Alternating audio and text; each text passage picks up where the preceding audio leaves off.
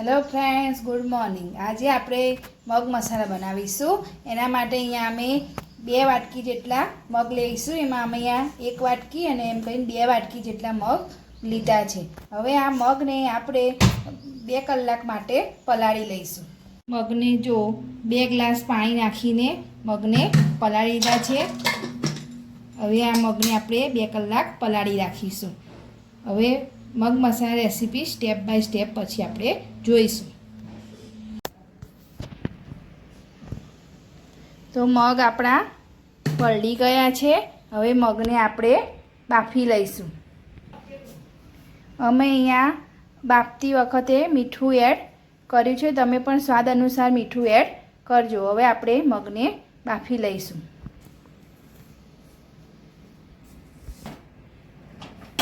તો હવે gas on કરીશું, પછી મગને મૂકીશું અને 1 વિસલ વગાડી લેવાની।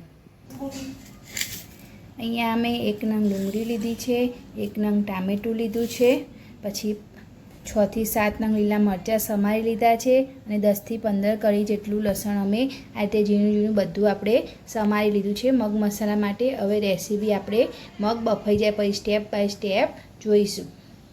તો અમારા મગ અહીંયા હવે બફાઈ ગયા છે। તો હવે આપણે આ કાણાવાળા વાસણમાં એને આપણે કાઢી લઈશું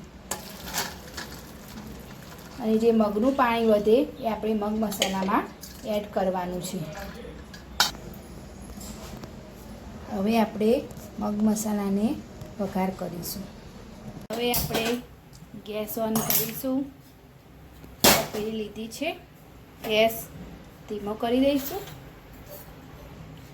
હવે 3 ટેબલસ્પૂન જેટલું આપણે તેલ લઈશું। તો તેલ ગરમ થઈ ગયું છે। હવે 1/2 ટેબલસ્પૂન જેટલી રાઈ એડ કરીશું।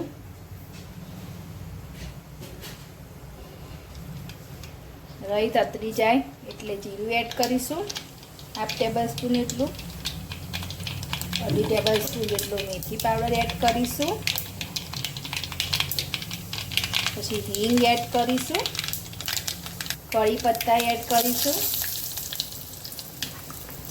અને પછી આપણે લસણ, મરચું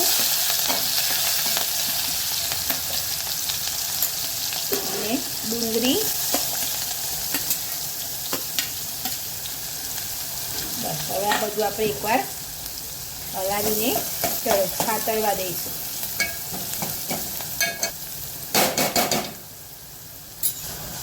હવે ડુંગળી, લસણ, મરચાં સતરાઈ ગયું છે। હવે ટામેટું એડ કરીશું।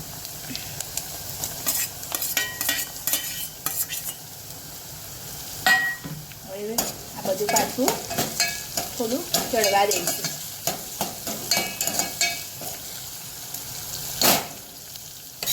ઢાંકણ ઢાંકીને 5 થી 10 મિનિટ સુધી ચડવા દઈશું। અહીંયા અડધી ટેબલસ્પૂન જેટલું આપણે બેસન લઈશું। પછી બેસનમાં 1 વાટકી જેટલી છાશ એડ કરીશું।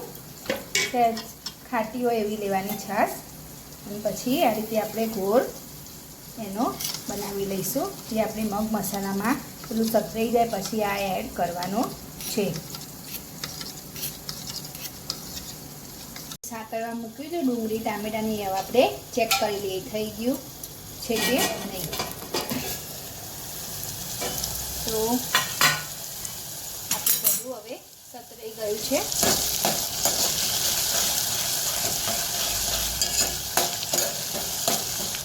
હવે એમાં આપણે બધું સતરાઈ ગયું છે। હવે આપણે એમાં મગ એડ કરીશું।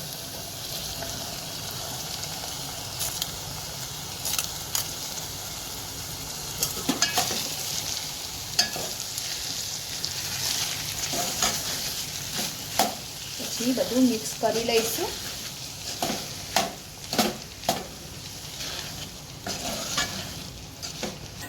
હવે એમાં આપણે મસાલા કરીશું।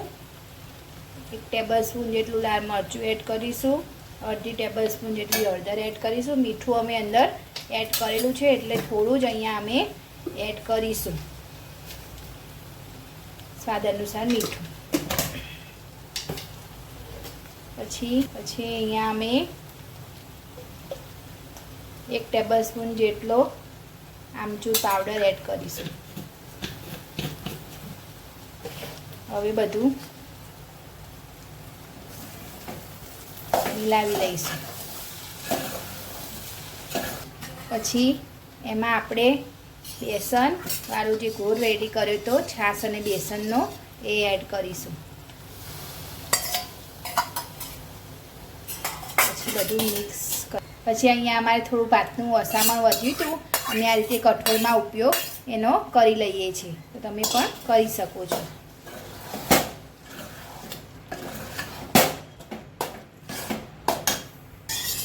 અહીંયા અડધા ગ્લાસ જેટલું પાણી એડ કરીશું.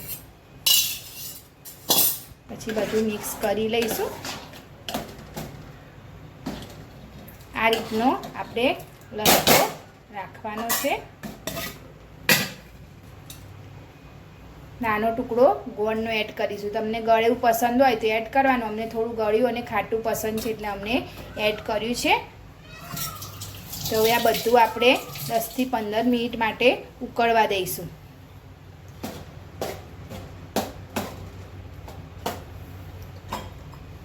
થોડું બીજું પાણી એડ કરીશું. જે રીતે કન્સિસ્ટન્સી હોય એ રીતે પાણી એડ કરવાનું. તમારે જાડા જોતા તો જાડા, થોડા પતલા જોતા. અમારે આ રીતની કન્સિસ્ટન્સી પસંદ છે એટલે અમે આ રીતના મગ મસાલા બનાવીએ છીએ. હવે આ બધું 10 થી 15 મિનિટ માટે ઉકળવા દઈશું.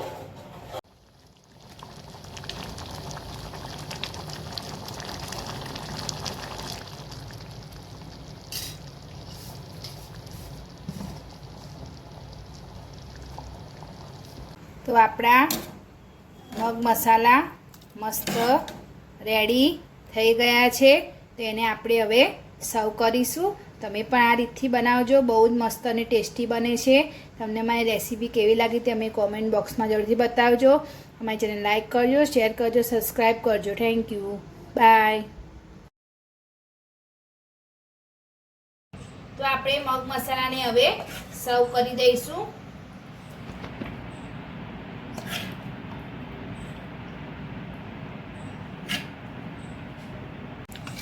તો મગ મસાલા આપણે સર્વ કરી દીધા છે. સાથે છે રોટલી અને છાશ. તો તમને મારી રેસીપી કેવી લાગી તે અમને કોમેન્ટ બોક્સમાં જરૂરથી બતાવજો. અમારી ચેનલ લાઈક કરજો, શેર કરજો, સબસ્ક્રાઈબ કરજો. Thank you.